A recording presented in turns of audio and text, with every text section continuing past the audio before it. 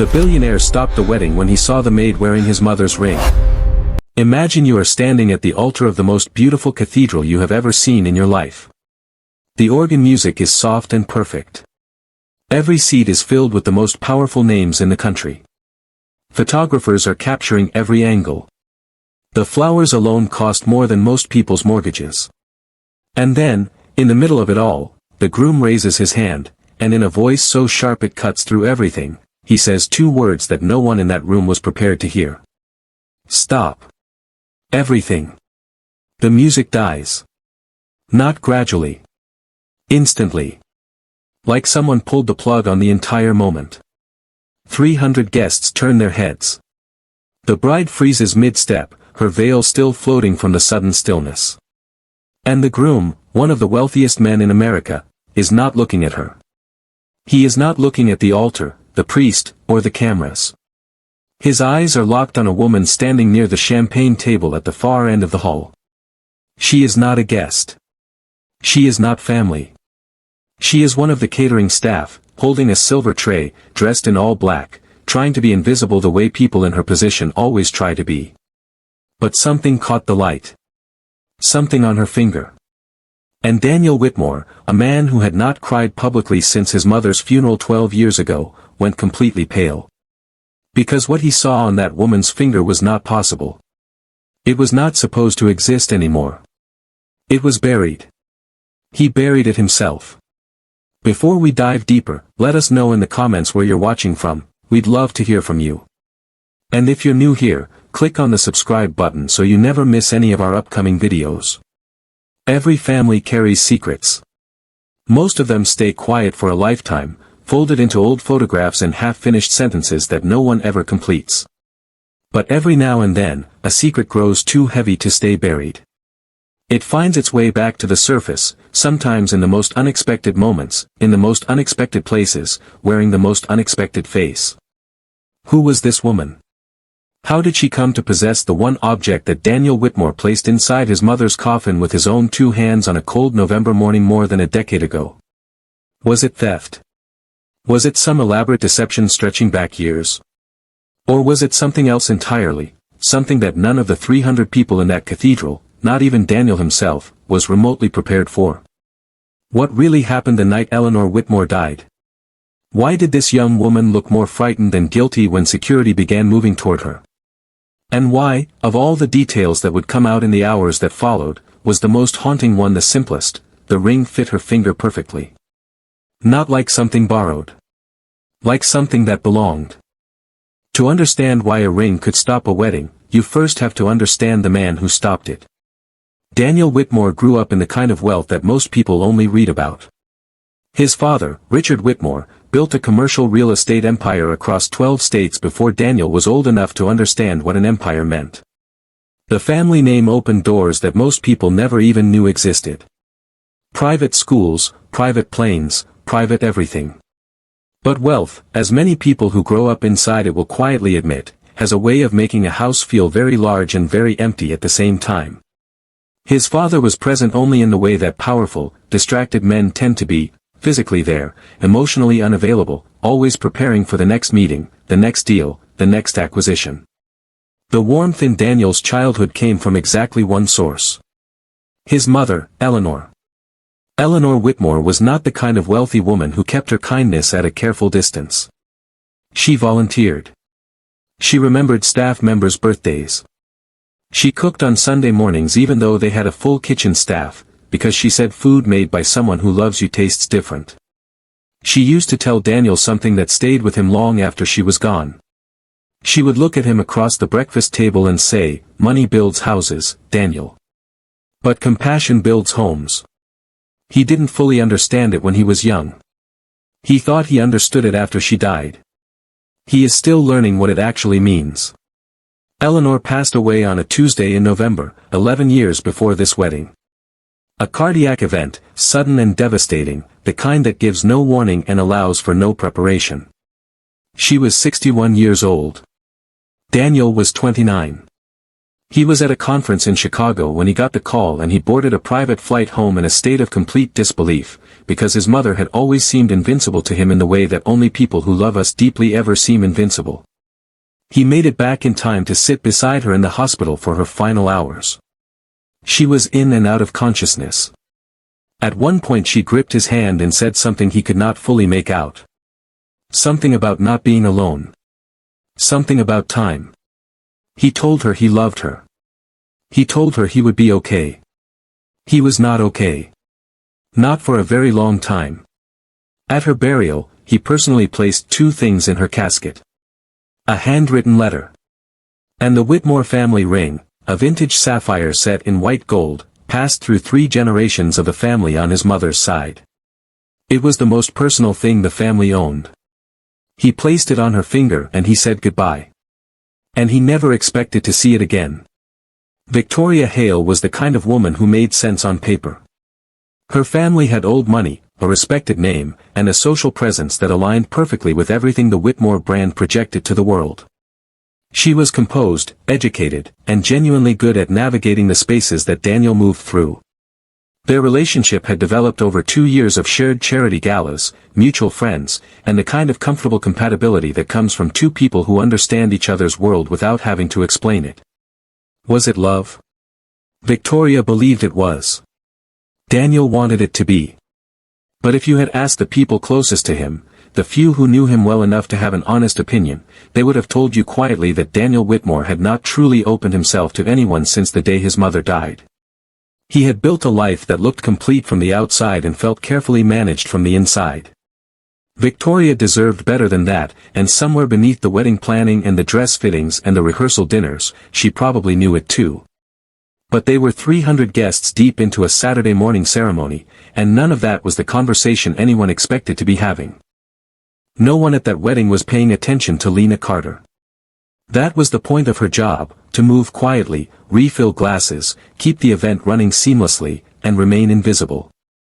She was 27 years old, hired through a catering agency 2 weeks before the event. She had no connection to the Whitmore family. She had never met Daniel. She had never been inside a building this expensive in her life. She wore her dark hair pulled back. She kept her eyes down. She was good at making herself small, the way people learn to be small when they spend their entire childhood in a system that does not notice them unless they cause a problem. Lena had grown up in foster care, cycling through homes across 3 states before aging out of the system at 18 with nothing but a duffel bag and a determination not to ask anyone for anything she did not have to. She had worked food service, retail, overnight cleaning shifts. She had learned to be reliable because reliability was the only currency she had. She did not own much. But she owned one thing she never took off. A ring. A vintage sapphire set in white gold that a dying woman had pressed into her palm years ago, with instructions she had carried inside her chest ever since. She had never fully understood those instructions. Until today. The moment Daniel's voice rang out across the cathedral, Lena felt every muscle in her body lock. She had been careful. She had kept her left hand low, the tray balanced in both palms, the ring tucked against her fingers. But the light in that hall was cathedral light, the kind that falls in long columns through stained glass and lands on everything with a golden precision that has no mercy. One guest shifted. One candle caught a reflection. And a billionaire with grief still living quietly behind his eyes noticed something the rest of the room had completely missed. Security was moving before she fully processed what was happening. 2 men in dark suits cutting through the crowd in her direction. Guests turning in their seats. The bride standing at the altar with an expression caught somewhere between confusion and humiliation. And Daniel Whitmore walking toward her with the measured, controlled pace of a man trying very hard not to fall apart in public. He stopped a few feet away. His jaw was tight. His voice, when he spoke to her directly, was quiet in a way that was more unnerving than if he had shouted. "Where did you get that ring?" Lena's hands were trembling. The tray was trembling. She looked at him and said the only true thing she had to say. "It was given to me." The silence that followed was the kind that fills a room so completely that 300 people forget to breathe. Now, think about this for a moment. If you were standing in that hall, if you saw a stranger wearing something that you knew beyond any doubt was buried with someone you loved, what would you feel? Would it be rage? Would it be fear? Would some part of you, the part that never fully stopped grieving, feel something closer to hope? Let us know in the comments. Because Daniel Whitmore felt all three things at once, and he did not know which one to trust. Daniel made a decision in that moment that surprised everyone in the room, including himself. He did not have security remove her. He did not call the police. He turned to the priest, to Victoria, to the 300 people watching, and he said, calmly and with a finality that left no room for debate, we're postponing the ceremony. I apologize to our guests. This is not something I can explain right now. Victoria's face went through 5 different emotions in 4 seconds. She reached for his arm. He gently stepped away, not unkindly, but with the kind of resolve that tells you a person has already made up their mind. He asked 2 members of his personal staff to bring Lena to a private room adjoining the venue. He followed. He closed the door. And for the next 2 hours, in a small room that smelled like catering supplies and old carpet, the 2 of them sat across a folding table and began the process of dismantling everything Daniel thought he knew. Lena was not defensive. She was not dramatic. She was, if anything, heartbreakingly calm, the calm of someone who has been waiting a long time for a conversation they were never sure would happen. She told him what she knew in the order she knew it. She had been 17 years old, placed in a temporary shelter after her latest foster placement collapsed. It was winter. The shelter was underfunded and overcrowded. A woman had come in one afternoon, not as a client, but as a volunteer. Quietly dressed, warm eyes, the kind of woman who sat with you rather than above you. She had spent 3 hours talking to Lena. Not about circumstances or paperwork or next steps. Just talking. About life. About what Lena wanted. About what she deserved. If you're still watching at this point, drop a comment with "I'm still here." Let's see who's truly following this shocking story. Lena told Daniel that the woman came back 4 more times over the following 2 months. She never gave a full name. She introduced herself simply as Eleanor. She brought books once. A warm coat another time. She asked questions and actually waited for the answers. And then one afternoon she came in looking different. Thinner. A tiredness behind her eyes that had not been there before. She sat with Lena for a long time without saying much. And when she stood to leave, she reached into her coat pocket, took Lena's hand, and placed something in it. The ring. She wrapped both her hands around Lena's and said, "Keep this safe. And when the time is right, find my son. His name is Daniel. He'll need to know you exist." Lena stared at her. She did not understand. She asked what she meant, but Eleanor was already at the door, and she turned and smiled the kind of smile that carries something unspoken inside it, and she walked out. Lena never saw her again. She researched her after aging out of the system. She learned that Eleanor Whitmore had died that same winter. Cardiac arrest. She found Daniel's name in old articles. She spent years trying to figure out whether she had the right to contact him, whether he would believe her, whether it would upend his life in a way she had no right to. She had talked herself out of reaching out a dozen times. And then she had taken a catering job at his wedding, not knowing it was his wedding, not until she arrived and saw his name on the event materials. She had stood in that hall for 2 hours, debating silently whether to leave. And then the light caught the ring. And the choice was made for her. Daniel listened to all of it without interrupting. When she finished, he sat very still for a long moment. And then he asked the question that had been building inside him since the moment he crossed that cathedral floor. Why would my mother give you the ring she was buried with, unless she gave it to you before she was buried? Daniel was not a man who accepted emotional information without verification. It was not coldness, it was the armor of someone who had been devastated before and had rebuilt himself around the principle of certainty. So he did what he knew how to do. He investigated.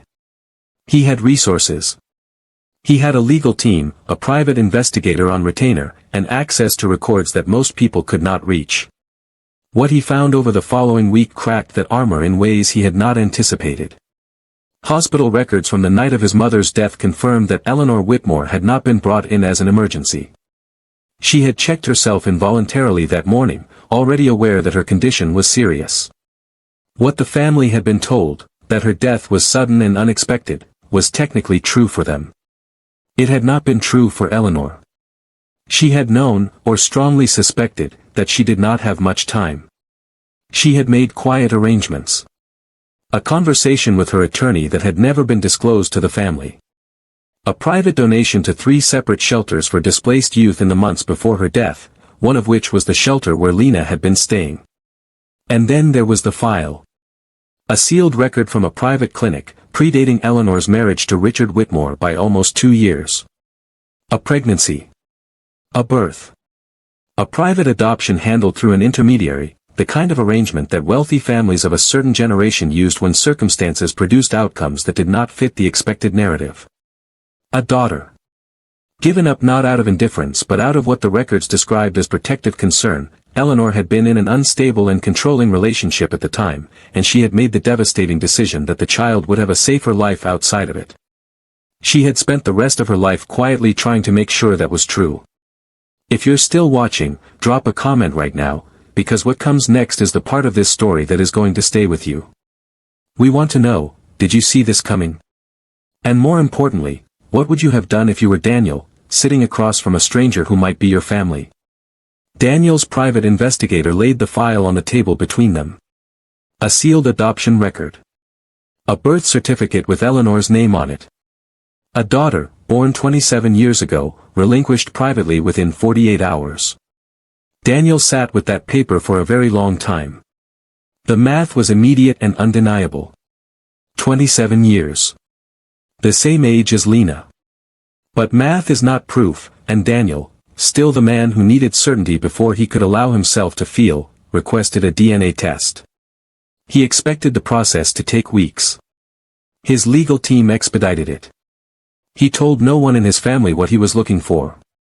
He told Victoria only that there was a complicated situation that required time to resolve and that he was sorry for the disruption to their day. Victoria, to her credit, did not push for details he was not ready to give. She waited. Lena agreed to the test without hesitation. She did not seem nervous about it. She seemed, if anything, like someone who had been carrying a question for so long that even an unwanted answer would be a relief. They did not speak much during the 10 days of waiting. But Daniel found himself doing something he had not done in years, going back through old photographs of his mother. Looking at her face. Looking for something he had never thought to look for before. On the 9th day, his attorney called. The results had come in early. Daniel drove to the office alone. He sat down. He opened the envelope. He read the results twice. And then he put the paper down on the desk and looked out the window at the city his family had helped build, and he allowed himself, for the first time in a very long time, to cry. The test confirmed a half-sibling relationship. Shared maternal DNA. Consistent with the same biological mother. Lena Carter was Eleanor Whitmore's daughter. Which made her Daniel's half-sister. The ring had not been stolen. It had not been planted. It had been given, deliberately, lovingly, with the specific intention that it would one day create exactly this moment. Eleanor had known she was dying. She had spent her final weeks trying to close the distances she could reach.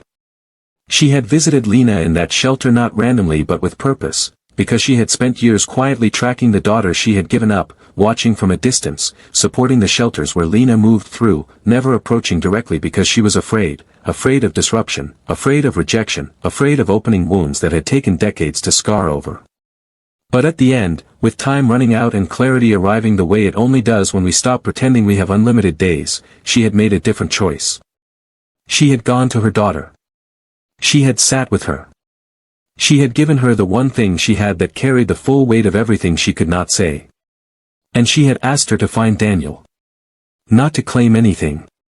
Not to demand anything. Simply to find him, so that when Eleanor was gone, neither of her children would be entirely alone. The word alone moved through Daniel like something physical when he read his mother's attorney's notes. Because it was the same word she had said to him in the hospital. He had misheard it or misunderstood it. She had not been saying he would be okay. She had been saying he would not be alone. He called Lena that evening. Not through his attorney. He called her himself, on her personal number, and when she answered he said simply, "It's Daniel. The test came back. Can I come see you?" They met at a quiet restaurant on the east side of the city, the kind of place with low lighting and booths set far enough apart that two people could talk without being overheard. He arrived first. He sat with his hands folded on the table and he waited. When she came in, he noticed for the first time how much she looked like photographs of his mother as a younger woman, the shape of her eyes, the way she held herself. He had not let himself look before. He stood when she reached the table, and for a moment they both just stood there, because there is no social script for this particular moment, no etiquette guide for two strangers discovering they are family across a dinner table. He told her what the results said. She nodded slowly. She had already known somehow, the way people know things they have carried quietly for years without being able to name them. He told her about the attorney's notes. About the shelter donations. About the final days. About what their mother had said in the hospital. When he finished, Lena looked down at the ring on her finger and turned it slowly, and she said, "She was kind to me. She was the kindest person who ever sat with me and asked what I wanted out of my life." And Daniel said, that was her. That was exactly who she was. They talked for 3 hours. They closed the restaurant. They walked outside into a cold night and stood on the sidewalk and talked for another hour. Not about money, not about legal arrangements, not about what any of this meant for the Whitmore name. Just about Eleanor. Sharing pieces of the same woman from two completely different angles, like two people describing the same painting from opposite sides of a room. Daniel called Victoria the following morning. He told her everything, the ring, the test, the sister, the adoption, the attorney's notes, the shelter. Victoria listened without interrupting, which told him something about her character that the previous 2 years of their relationship had not shown him as clearly. When he was done, she was quiet for a moment. And then she said, "I'm glad you stopped the wedding." He asked her what she meant. She said, "You needed to find out who you were before you made that kind of commitment. And I needed someone who had done that work." It was not a cruel statement.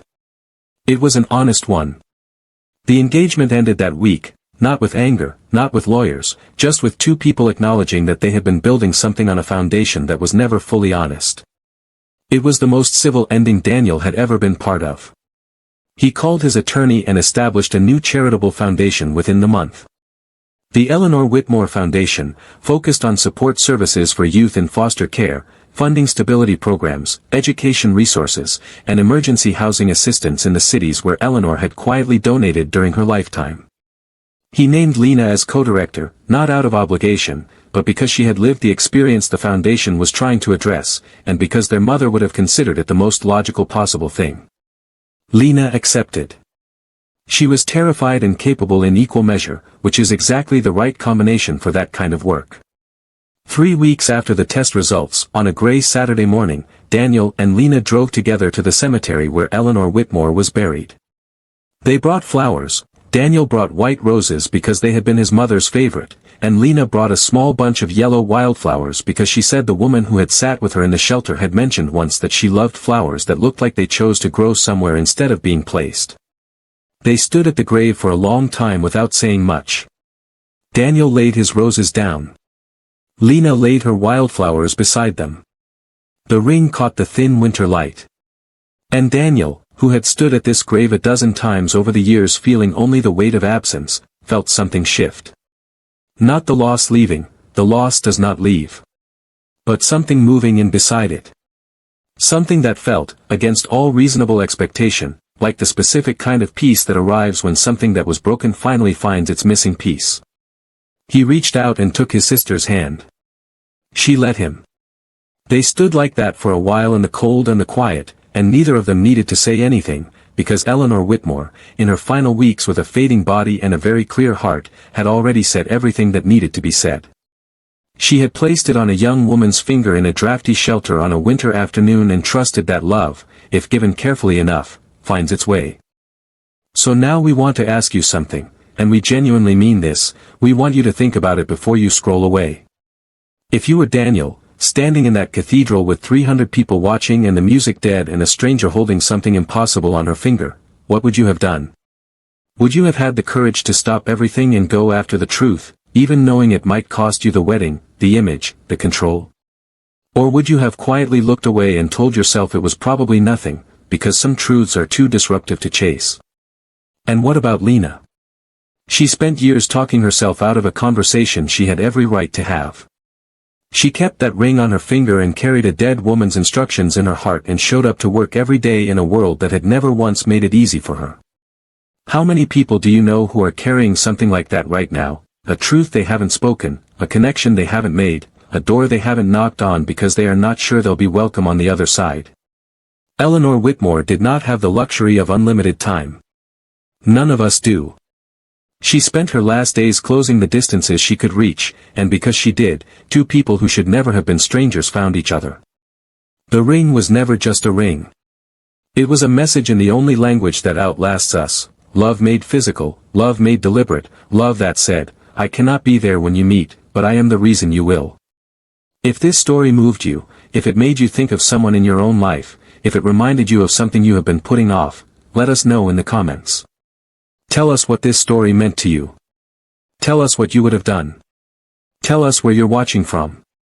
And if you are not subscribed yet, please do that now, because we tell stories like this one regularly, stories that are real, stories that are human, stories that remind us that the greatest things we inherit from the people who love us are never the things we can hold in our hands. They are the people they send us to find.